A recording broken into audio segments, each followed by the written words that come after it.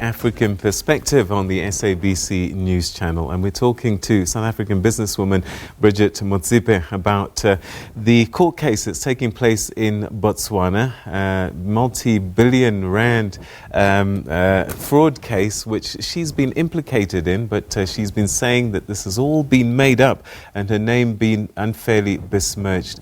Ms. Motsepe, thanks so much indeed for joining us. A lot of what we've been seeing in Botswana in recent years has been some political infighting. We saw the former president leave his own party and endorse the opposition party in the last election. And I'm just wondering, and just before the break we were talking about this political proximity that you might have, this proximity you might have to Ian Khama, and I just wonder, do you have any political views about the presidency, about any political party in Botswana at all? My political views will be influenced by what we did in this country. We come from a country that has been so disunited, that was heavily castrated by racism and the former racist regime. But what we did, we then created CODESA, and we also created Truth and Reconciliation Commission. And in that, it was in seeking unity and prosperity. We even went further. Even though the ANC won the election, we allowed, after CODESA and after the unity negotiations, the former president, de Klerk, to become our deputy president. And many of the ministers of the Nationalist Party were also embraced within the South African the new government. We created a rainbow nation and we united. I would love to appeal to the Botswana nation. Please don't allow yourselves to be disintegrated. There are ways and there are ways in which you can solve any problem. Please unite and please work together for unity and prosperity. We have former President Becky, who was a unique politician. We have former President Khama, that is also there. We have so many politicians that you can ask South African government to deploy or any other to go and help with the mediation and assist in creating some whatever normality. You are already blacklisted by the European Union, and that is not good. Your credit rating is going down, and that is not good. Excuse me. And now with what you're doing beyond this, it's not going to save you. The best way is to do what we did. We told the truth, we reconciled. And in the Truth and Reconciliation, the truth was never nice to listen to. I went there. I accompanied Minister Radebe and his team when he went to tell his truth. And I'm just saying, we need to be able to face the truth in Botswana and make sure that unite and get back to what you're supposed to be. Let the Botswana nation decide what is best for them. Like we also in South Africa said, we need to be assisted, but we can't be told how it should be done.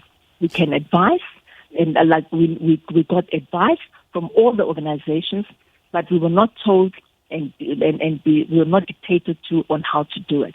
It is a solution that the Botswana nation, the Botswana government, and the Botswana people should then get for themselves. Have you ever made any payments to support any political party in Botswana? I have never supported any political party in Botswana ever in my life. And if they say so, where is the proof? I have also never tried, ever in my life, to apply for any business in Botswana. Why? Because in South Africa, I could not get business from the leadership that were associated to me, like family or friends, because you'd be conflicted. When Minister Radebe was the Minister of Public Enterprise, Alexco Diamond Mine fell under him. And Alexco Diamond Mine, the management of that mine, I won 2 years before he became the Minister of Public Enterprise. And that was Minister Stella Sikau. But when Minister Radebe became the Minister, there was going to be a conflict because one of the public enterprise businesses was Alexco Diamond Mine. I then sold my shares to Tia Seneke for very little because it was not supposed to be. I'm also the woman who went to Parliament to lobby against illicit outflow of capital, to lobby against transfer pricing, and to lobby against money laundering. And with the help of an organization called the Alternative Information Development Center, and also the New York-based Global Financial Integrities Research, we then demonstrated to South Africa that a lot of money is not paid through tax because of illicit outflow of capital.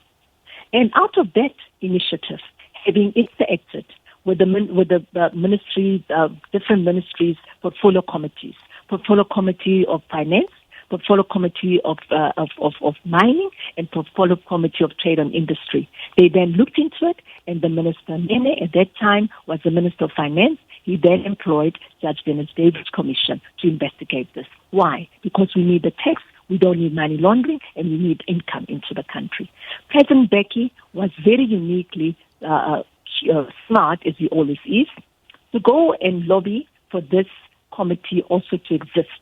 To date, he's chairing that committee on behalf of the 54 African nations,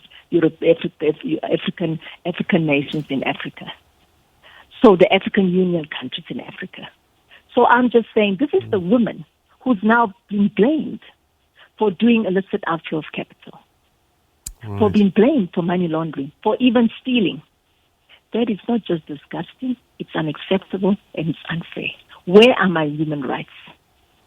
And what are we going to do to protect the human rights of innocent citizens?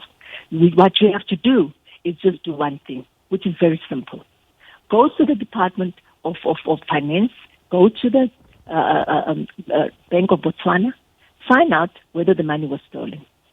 Find out from our bank, of Reserve Bank of South Africa. Clause 19.7, Clause 19.1, Clause 19.2 of the affidavit states very clearly that you have agreed and approved the money to come in. Why did you do it if it was stolen? Go to all the banks that I mentioned and ask them. 2 banks have already said no, they don't know about it. Hear what the other banks say. Don't even come to me, because remember, I'm supposed to be the thief. So if I'm the thief, don't listen to the thief. Go to those that are implicated for having been partners in this transfer of the money, and let them tell you the truth. And when the truth comes out, please be responsible and amend and make right what you did wrong. And that's what I'm saying to the Botswana government. I am suing all those people who have lied about me in the affidavit. And I also went further to say, while I do respect and appreciate what Gerinel did for Riva and against Oscar Pistorius, I'm saying to him, please, we are 2 women that also need to be helped because we are unjustly accused. Do the right thing. You work for the South African government, you're a prosecutor, and you're one of the greatest prosecutors at that time. Please do not allow your reputation to be destroyed, and guide the people in the AfriForum. Let us not go and fight when we created a united country. Let us unite together, get the truth, and expose the truth, and correct the things. The way Mandela did, the way President Mandela did, and the way all our leaders did, and this is who we are. We are proteges of great men and great women. Let us continue learning from the best. All right, Ms. Motsepe, we're going to have to leave it there. Thank you so much indeed for giving us so much time this evening and helping to give us some clarity on your view on these developments that have taken place this week and certainly in the last few months.